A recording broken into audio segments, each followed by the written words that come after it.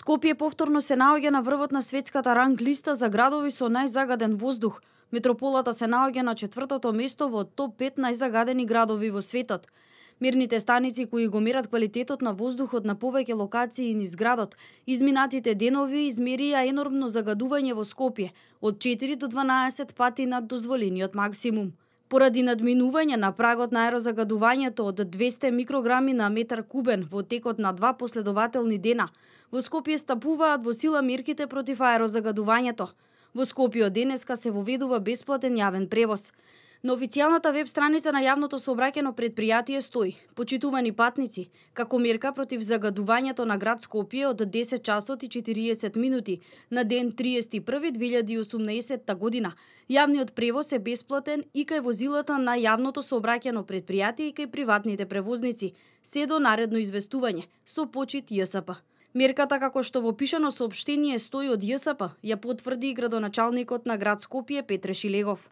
За жал, повторно се исполнети условите со загаденоста на воздухот и примена на водните мерки на градот Скопје. Денеска во 10:30 баш за време на конференцијата бе известено од страна на соработниците овдека присутни со мене дека се исполнети тие законски услови. Заради тоа веднаш и издадов наредба до службите во градот Скопје и во јавното сообраќајно предпријатие јавниот транспорт да биде бесплатен, да се зголеми инспекцијскиот надзор, да престанат градежните активности. И повикувам и Министерството за внатрешни работи да изврши што е можно посериозна контрола на автомобилите кои што го загадуваат воздухот, и очекувам дека овој тип на мерки кои што ги преземаме, граѓаните и ќе ги почитуваат и ќе го користат јавниот транспорт со цел да амбиенталниот воздух се врати во законски прифатливите рамки, односно во здравствено прифатливите рамки за нас и за нашите сограѓани. Во Скопје, поради загадувањето, по трет пат се воведува бесплатен јавен превоз, со цел да се поттикнат граѓаните да го користат јавното сообраќајно предпријатие, а автомобилите да ги остават во своите домови. Бесплатниот градски превоз ќе биде обезбеден се до нормализирање на состојбата на воздухот, како дел од краткорочните мерки кои неодамна беа изгласани на Советот во услови кога PM10 штетните честички ќе го надминат прагот над дозволеното.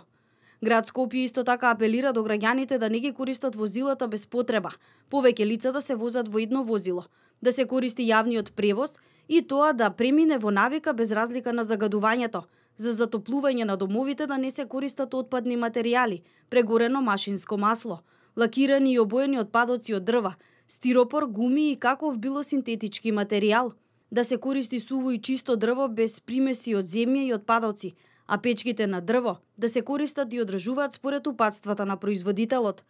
Во краткорочните мерки против загадувањето на воздухот спаѓаат и запирање на сите градежни активности на градилиштата под надлежноста на градот, при што се задолжува јавното комунално предпријатие да продолжи со интензивно чистење и миење на градските улици.